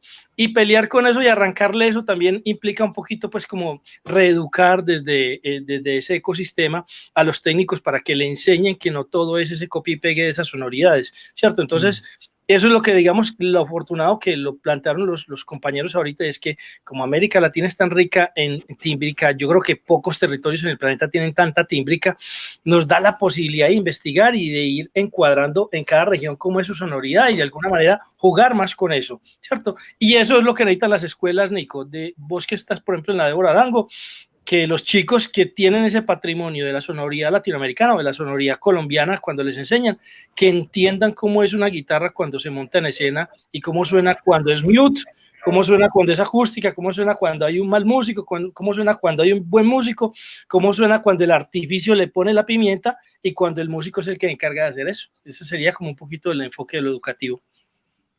Perfecto. Lucho, revisamos preguntas. De una, vamos, hay varias. Hay un montón. Echemos para arriba por acá. Cristian Camilo, esa era la primera. Esa es muy grande esa pregunta. Sí. No, pero todas las preguntas de estos conversatorios son complicadas. Son para maestría, doctorado. Sí. Sí. Desde la tarea directa a la consola, ¿creen que la música con la industria del sonido comercial pierde parte de su naturaleza, llevándonos a pensar en términos de capital? O por el contrario, la industria, seguramente se refieren a la gran industria, ¿cierto?, nos facilita el acceso y nos permite acercarnos de manera más precisa a la música directamente a través del estudio de grabación. ¿Quién se atreve, no? Elijan, ¿quién quiere responder? La gran industria en la evolución del sonido, ¿no? O de los sonidos. Propongo que lo responda de último, Ivonne. Yo doy mi respuesta. Mi respuesta fue atando un poquito lo que acaba de decir, y es que, bueno, yo por lo menos siento que la industria discográfica, si no está en agonía, por lo menos ya pasó por el tránsito de su gloria. Así que hoy en día, digamos que se llega más fácil a disfrutar esas músicas desde el en vivo que desde lo grabado, ¿cierto? Y creo que desde el en vivo tenemos una responsabilidad grande los ingenieros, porque es tratar de producir en caliente, en muy poco tiempo, un buen alimento que se lo lleve la gente y lo disfrute y que puedan saborear esa riqueza, porque si algo nos ha quitado terreno las grandes músicas del mundo es que tienen mucho mainstream, mucha difusión, porque por 10.000 cosas, pero básicamente porque no la hacemos llegar al corazón de la gente. Cuando la gente le llega y se apropia, creo que es una manera de que se expanda un poquito su disfrute. Yo veo como más propicio que el en vivo propicie esa parte de la comercialización de la misma música. O sea, yo lo veo como una depende de la otra, digamos. Si bien es cierto, ya la venta de discos no existe y no es un ingreso directo hacia los músicos, sí es un ingreso indirecto, porque si los músicos no son capaces de hacer discos de vez en cuando e ir alimentando a la gente de ese encanto, la gente no va a ir a sus conciertos. Ir mostrando las cosas nuevas, y hay muchas plataformas, está todo lo digital, está todo Spotify, en fin, hay muchas plataformas donde uno puede subir los discos y la gente puede conocer para después vender el concierto. Ahora, lo que decía Uber, el disco tiene que encantar, el disco tiene que gustar, tiene que ser algo que suene bien, porque la gente lo que va a buscar en el concierto es precisamente que suene algo parecido a lo que suena en el disco. Y ahí hay una gran tarea para la gente que trabajamos en vivo, de que muchas veces estamos, como bien dices tú, en un par de horas tenemos que lograr esa calidad y teniendo en contra muchas cosas, partiendo por la calidad del equipamiento, partiendo por el tiempo, porque muchas veces ni siquiera son 2 horas, y también partiendo por el recinto. Muchas veces el recinto, por no decir siempre, afecta demasiado lo que suena. Entonces tú puedes tener una idea y después se llena de gente y suena distinto. En fin, siento yo que la industria ha ido modificando, y también los músicos se han ido subiendo de a poco al carro de esto. O sea, estamos bombardeados por música de reggaetón, estamos bombardeados por música que tiene unos bajos increíbles, y si nos retumba toda la casa, como que nos suena bien, digamos, para el público en general. Antiguamente todo el mundo escuchaba música en una radio chiquitita. ¿Conocen a Leodán? Claro. Ya, bueno, me tocó trabajar con Leodán hace muchos años atrás. Y resulta que probamos sonido, él no fue a probar. Y cuando vino el concierto, yo estaba haciendo monitores, ¿sabes? Y claro, dejé la batería sonando, pero increíble, a todo cañón y todo. Yo estaba feliz, y los músicos también. Empezaron a tocar y Leodán fue a donde a mí me dijo, bájeme el bombo, bájeme eso. Y yo, pero ¿qué si suena tan bien? No, si eso no corresponde, no es. Y ahí me cayó la teja, que es un dicho chileno como querer decir, en realidad tiene razón, porque tiene que ver con que la gente que va a ver a Leodán estaba acostumbrada a escuchar a Leodán en una radio con un parlantito de 4 pulgadas, que no tenía ningún bajo, que no se escuchaba ni bombo ni nada. Antiguamente el bajista tocaba con su propio amplificador en un gimnasio y no se amplificaba, digamos. Sí. Entonces tiene que ver como con el conocimiento también de eso. La gente ahora lo que busca, porque está bombardeado de bajos y de graves, es que los músicos y las bandas que hacen música tradicional o más de raíz latinoamericana también tengan esa potencia. Entonces, tener un Carcas sin baterías ahora, sin el bombo de la batería y sin el bajo, es algo que como que resta, es como que te estáis quedando atrás. Necesitáis la potencia, tenéis que pelear contra el reggaetón, en cierta manera. Esa sonoridad hace, como de la industria en general de la música, hace que de a poco vayan apareciendo cosas que uno tiene que asumir. Tiene que asumir y tiene que subirse al carro. No se puede quedar atrás. Iván, ¿qué opinas sobre la pregunta? Bueno, pienso que la palabra industria ahora pues encierra muchas cosas que son un poco más diferentes que antes, pero la industria ahora, como decía César, es pues las redes sociales, están las aplicaciones de audio y todo eso, que eso es la industria de ahora. Antes la industria eran los discos, las discográficas y todo eso, ¿no? Pero sigue siendo la industria, lamentablemente, la que manda un poco en este asunto, porque bueno, son los consumidores, ¿no? Yendo a la cosa del corazón, que decía Uber, pienso que toda música tiene lo suyo. El reggaetón no se puede decir que es música mala, como el rock, como la cumbia, como la chicha, como, no sé, el folclore. Hay gente muy encasillada que dice el folclore es horrible porque yo soy rockero, o los que cultivan el jazz, que no, que el jazz es lo mejor del mundo y la cumbia es horrible porque solo hacen 2 acordes. Entonces, ese concepto, pues hay que desecharlo, porque toda música tiene su riqueza y tal vez para uno que no consume el reggaetón, dices, esta música no me hace sentir nada más que ganas de bailar. Pero hay gente que llora cuando escucha el reggaetón y escuchan las letras y todo eso, y lo disfruta también y le da alegría, que la música en realidad es eso, ¿no? Es espíritu y te hace sentir cosas, ya sea acordarte de cosas que has escuchado, o recuerdos de tu ex enamorada o de tu ex lo que sea, y lloras y te tomas un whisky, y todo eso hace la música.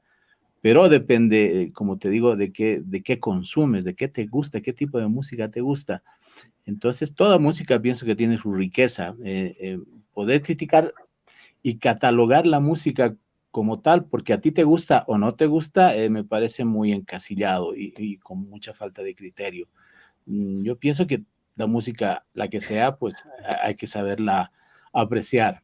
Y si no te gusta, pues bueno, no la escuches ni opines, pienso yo. Sí, y vamos a eso que tú decías al principio, que Iván, que uno de los objetivos de estos conversatorios y de estos aprendizajes y de estos mensajes que dejamos ahí es dejar la mezquindad y empezar a aprender los unos de los otros. Tú dejas una enseñanza bien interesante, nosotros acá aplicamos a nivel de grupo, y es que no consideramos que haya música mala, sino simplemente música que no nos gusta y ya. No más.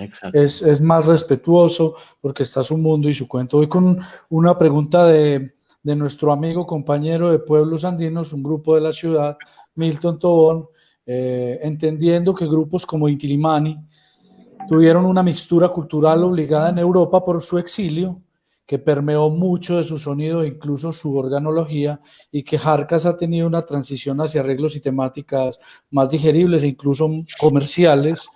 ¿Creen que podemos seguir hablando de música de raíz latinoamericana o sería más apropiado hablar de música fusión o músicas del mundo? ¿Creen que esa raíz latinoamericana como tal se ha desvanecido o que otros factores creen? ¿Qué? Otra pregunta de maestría. Sí, es que todas son así, yo las estoy apuntando para la tesis. Pero claro. Sí. ¿Que alguien tiene que responder o qué? Sí, bueno, sí. Bueno, habría que preguntarle a los músicos, pero lo que yo creo es que, lo que decía antes, el folclore también va evolucionando. Y lo que hoy es considerado como música de raíz, en 50 años más va a ser considerado como la música folclórica del 2020. Yo siento que el folclore, en cierta manera, podría ser actualmente, tanto Inti como Kaka o otras bandas, y Yapu, un poco fusionada por estos timbres latinoamericanos y también europeos, pero no siento que se aleje de su esencia, siento que sigue siendo música de raíz. Y es porque el folclore evoluciona, no el folclore va a ser siempre los gaiteros de San Juan allá en Colombia. No, por 1000 años más va a seguir siendo eso el folclore purista. No, siento que va cambiando y estos timbres aportan a eso, digamos, a la evolución y al cambio. De acuerdo, yo quería sumarme a lo que dice César y algo muy lindo que dijo Iván al respecto de el objetivo de la música. Cuando la música cumple un objetivo emocional para el sujeto, ya es suficiente como audiencia.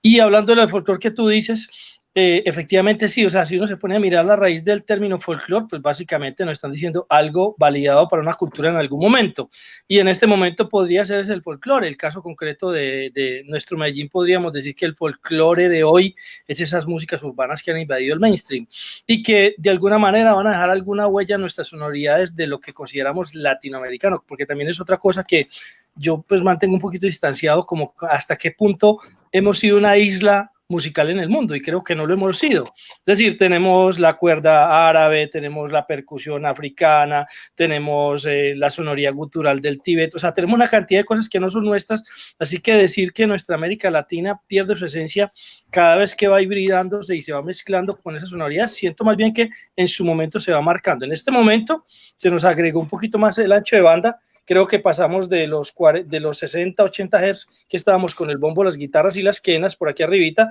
y ahorita nos tocó ampliar, incorporar el bajo, algunas tímbricas muy graves, inclusive los sonidos de los pads electrónicos que usan Yapu, por ejemplo, y que ya hace parte de esa identidad sonora que de alguna manera enriquece, le da como un vestidito nuevo para que sea más lindo. Siento que da más apertura, enriquecimiento. Que finalmente la identidad no es algo estático, ¿no? No es un monumento, es un río. Es líquido, es la cultura líquida. Y en el río el agua pasa y nunca va a ser el mismo agua, ¿no? Entonces lo autóctono es un término que está en bastante crisis, porque el origen es moverse, el origen es evolucionar, digamos.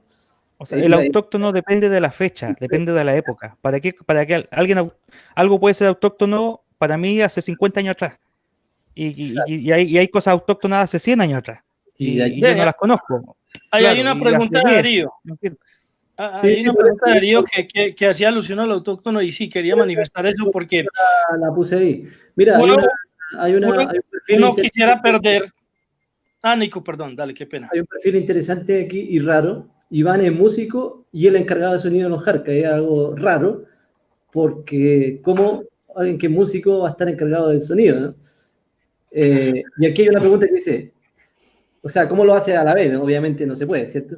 Y aquí hay una pregunta de Sergio Garrido, Checho Garrido, dice, ¿es importante y fundamental que un sonidista sea músico?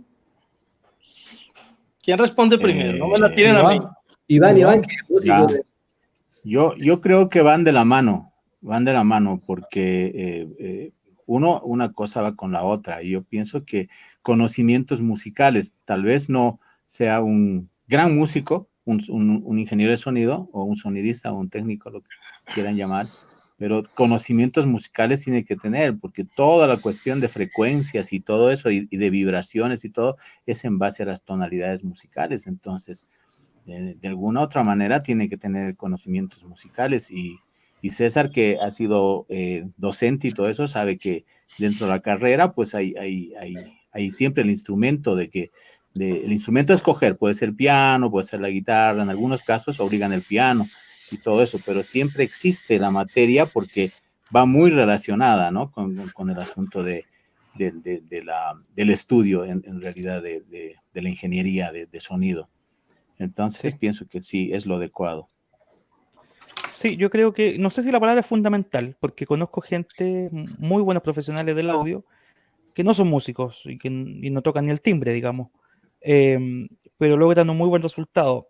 Pero sí siento que es un plus, es algo que de todas maneras ayuda mucho no solamente por el lenguaje musical que dice Iván, eh, sino que también por el entendimiento musical. Finalmente, cuando no sé si estábamos ya en el programa, Nico, que él dijo que era que Uber era el séptimo músico Sí, sí. de Illari. Illari, ¿cómo es? Yari, Yari, ya. Y Yari. Illari, Ya. de Illari. Y es eso, porque él tiene que entender cuál es la propuesta musical de la banda, tiene que subirse al carro de eso y tiene que lograr, a través de sus oídos y sus manos en la consola, llegar a esa sonoridad, tomando palabras de Iván, que motive, que llene, que llegue, que la gente se sienta a gusto en un concierto, que vibre y que salga diciendo este concierto estuvo espectacular. Y para eso tiene que haber un gusto musical, tiene que haber una sensibilidad especial, una sensibilidad para entender la música y para entender la propuesta. De acuerdo con Iván y con César, yo creo que más que tener que ser músico, creo que la condición es conocer los elementos que va a manipular, y básicamente uno como ingeniero manipula música o manipula ingredientes de la música y manipula, digamos, en varios planos. Manipula en el plano dinámico, que es la parte que manejamos en la perillita y que nos representa que es la consola. También manejamos en el plano espacial cuando le metemos los efecticos, que es una particularidad que el músico no pone en escena cuando se monta, es decir, nosotros hacemos el engaño espacial al público. Es un aspecto que no está dentro de la música, pero que en ocasiones cuando uno le escribe una partitura, yo, bueno, Nico que me comparte partituras, yo a veces escribo la espacialidad porque a veces por criterio musical, no por criterio acústico, sino musical, siento que hay dos voces que tienen que estar en primer plano y no logro resolverlo cuando están las dos en misma tímbrica, por ejemplo, dos voces de dos mujeres en misma tímbrica acá, así que me juego esa espacialidad. Es una parte no músico, pero que te lo resuelve saber música, porque si yo sé que hay un contrapunto, por ejemplo, y que ambos tienen gran peculiaridad, gran protagonismo, prefiero esto que esto y cambiar por ecualización y demás. Y lo otro tiene que ver con los aspectos del ancho de banda, que un músico que entienda la orquestación, o bueno, un sonista que entienda la orquestación que tiene ahí, como lo dijeron al principio los compañeros, sabrá que si hicieron un buen arreglo, su responsabilidad es lograr que esa distribución de ingredientes quede tan bien que sea simplemente disfrutar y ya. Pero eso es un criterio de músico. Yo cuando a mí me llegan un arreglo como uno que me presentó en estos días, Nico, pues me puso a estudiar, porque eran dos voces que inevitablemente me decían, no vas a pelear con el arreglo, ábrelo, no hay de otra, ¿cierto? Entonces, pero es un criterio de músico, así que siento que el elemento saber de música sí aporta demasiado, porque finalmente manipulamos es música. Bueno, sí, yo pienso, perdón, pienso que sí, sí ayuda, pero cuando, a César también lo dijo antes, cuando el arreglo musical está bien elaborado, ¿qué quiere decir? Que las alturas de los instrumentos está bien balanceado, donde no pelea uno con el otro, siendo el mismo instrumento, a veces dos guitarras, pero están tocadas a diferente altura. Entonces, automáticamente la mezcla se hace súper liviana.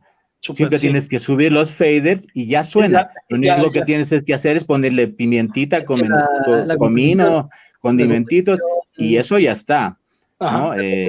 Muy rara vez pasa, pero pues es lo óptimo, ¿no? Cuando el arreglo está bien elaborado. Esa pimentita que dice Iván tiene, o sea, cuando el sonidista conoce a la banda y es el sonidista de la banda, sabe que en algún momento viene esta voz solista, la va a subir un poquito más, le va a poner un efecto especial en algún momento en particular.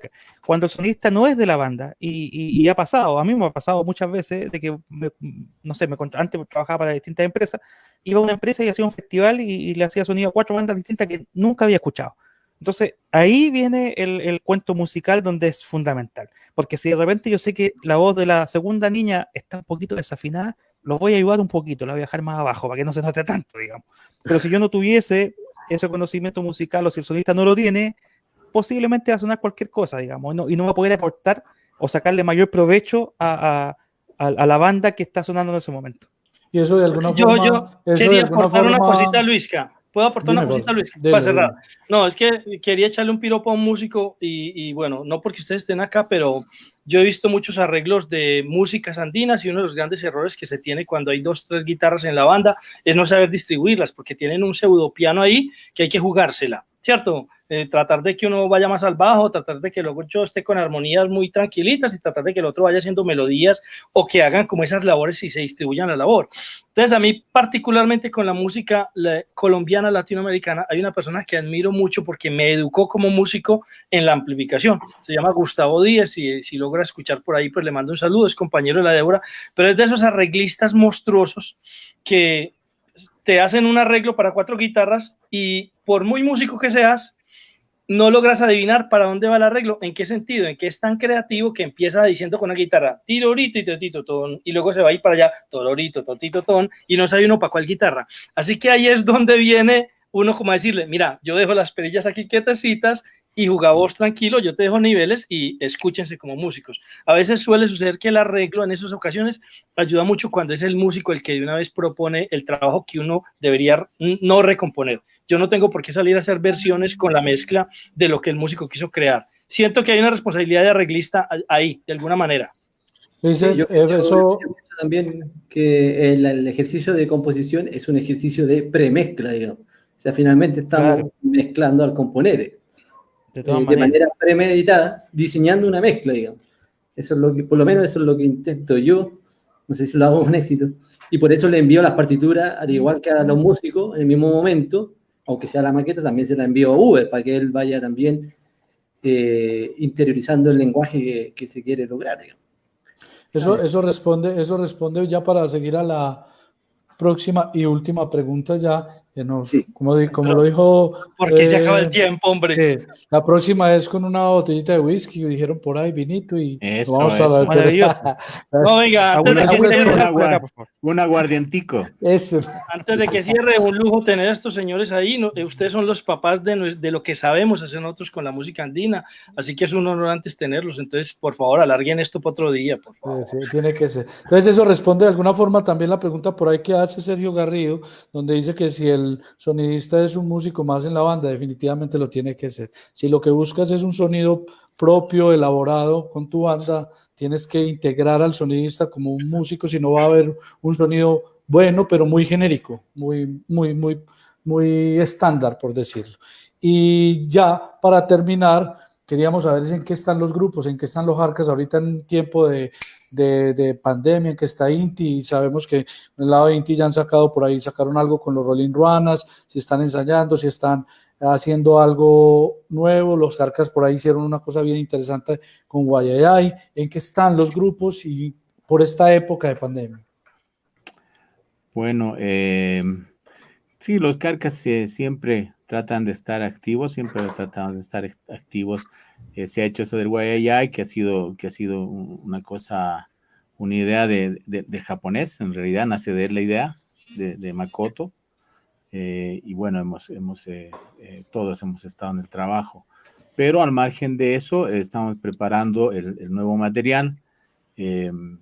Por un tiempo, como en todos los países, la cuarentena y todo eso nos ha tenido súper encerrados y bueno, trabajando vía esta tecnología que es una maravilla al final, porque antes no se podía hacer y ahora puedes ensayar vía internet, digamos, y hacer algunas cosillas, algunos arreglos y todo eso y estar ensayando.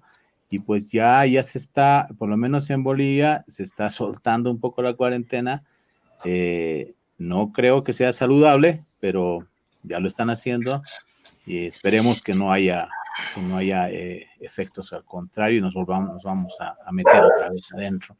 Pero creo que es lo que se espera, ¿no? Con este asunto de la pandemia, que realmente nos está pegando muy fuerte en Latinoamérica y nos pega así porque somos muy indisciplinados, la verdad. Somos fantásticamente indisciplinados en toda Latinoamérica.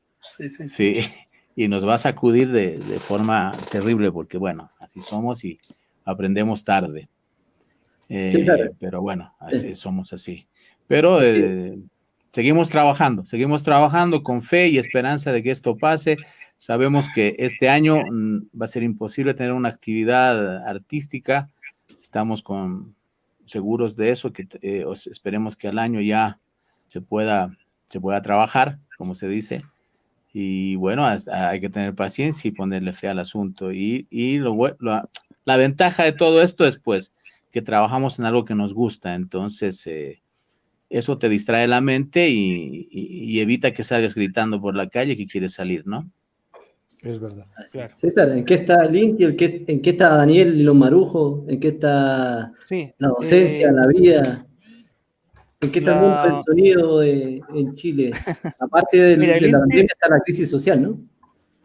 Sí, pues acá en Chile estamos complicados doblemente por una situación que se viene arrastrando hace mucho tiempo de desigualdad gigantesca en nuestro país que tenía que explotar en algún momento y explotó en octubre. Entonces el mercado del entretenimiento, digamos, la industria del entretenimiento se vio afectada desde octubre. Nosotros desde octubre con el Inti, con el Daniel o con mucha gente que trabaja en el medio, esto bajó mucho. Y en marzo agarró fuerza de nuevo el estallido social, le llamamos acá, y se mezcló con lo del coronavirus, así que llevamos muchos meses parados, ha sido compleja la situación, no solamente los músicos, toda la gente que trabaja en el ambiente, los técnicos, los iluminadores, la gente de escenario, en fin, está todo el mundo muy complicado, todos reinventándose, haciendo otras cosas. El Inti en este momento está trabajando en unas cápsulas que quieren lanzar pronto como de tutoriales para aprender a tocar algunas de sus canciones. Y además están grabando materiales como de los muchachos proponen libros, proponen listas de canciones que ellos escuchan y eso como que lo están distribuyendo de alguna manera para estar un poquito más activos a través de las redes sociales. Claro.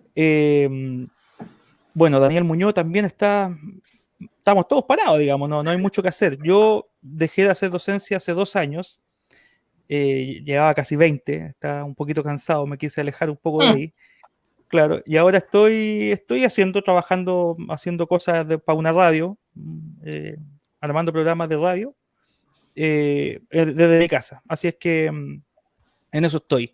Pero el mercado efectivamente se ha visto muy, muy, muy afectado y acá en Chile la cosa está compleja. En parte por lo que dice Iván, porque somos muy porfiados, pero en gran medida también en nuestro país la responsabilidad la tienen nuestros gobernantes. Que no quiero tocar mucho el tema porque voy a terminar quemando el computador, pero por ahí va la cosa. Por ahí estamos iguales todos, cortados sí. iguales. Bueno, en Bolivia eliminaron el Ministerio de Cultura, ¿no? Hay un gran terremoto, ¿no?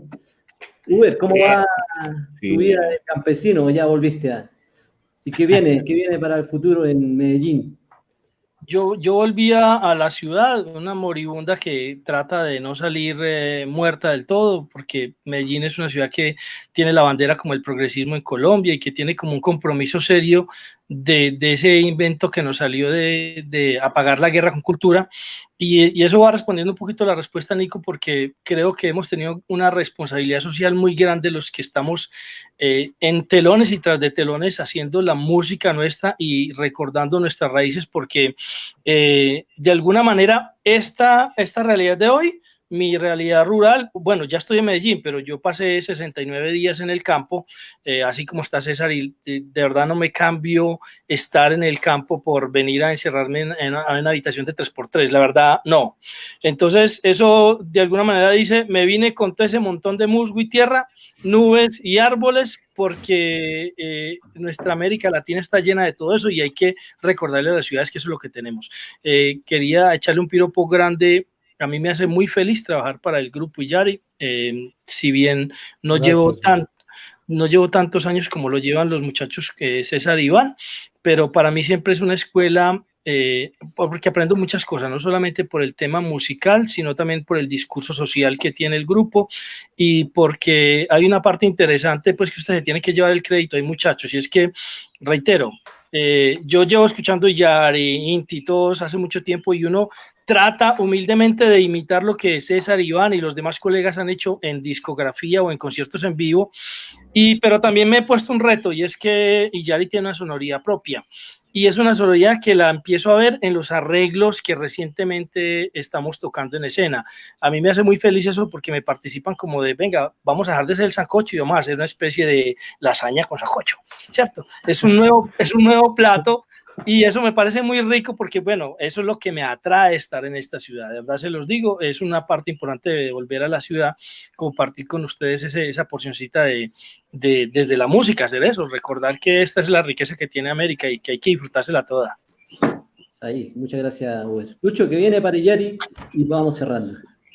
Para Yari, no venimos, esta época ha sido extremadamente productiva para el grupo, nos hemos fortalecido mucho más como empresa, proyectos, viene Yari versión cuarentena, en un tiempito ya lo tenemos listo, como todos, tratando de buscar la mejor calidad utilizando estos medios, sabiendo que no podemos ensayar mucho, juntarnos mucho, pero bien interesante esta época. Yo creo que nos hemos reencontrado con esa parte que todos los grupos necesitan y es la organización, la empresa, el pensar para adelante, el sentarnos a hablar de qué es lo que queremos, que a veces el ensayo se pasa en toquemos las canciones y no hay reuniones realmente que fortalecen el grupo a nivel administrativo, a nivel de sonido en estudio y a nivel de lo que queremos de sonido en vivo. Muchas gracias, Uber. Muchas gracias, Iván, por estar por acá. César, mi hermanazo, nos volveremos a ver seguro por allá. Sí, yo también reitero, muchas gracias, Iván, muchas gracias, César, muchas gracias, Uber, gracias a la gente que se conectó. Bueno. Y esperamos encontrarnos. Gracias, Oiga, a ustedes. Gracias a todos. Saludos a Bolivia, saludos a Chile. Sí, y gracias, muchas gracias por la invitación. Gracias. Les contamos a la gente que seguimos con el primer Festival Internacional Sonamos Latinoamérica virtual del 19 al 28 de junio por todas las redes de la red Sonamos Latinoamérica. Así que nos despedimos. Muchas gracias a todos los que se conectaron, a Sergio, Santiago, y nos vemos también el próximo lunes en el último conversatorio del primer ciclo. Así que muchas gracias y chao, chao. Chao, chao. Chao, chao. Gracias. Saludos a todos.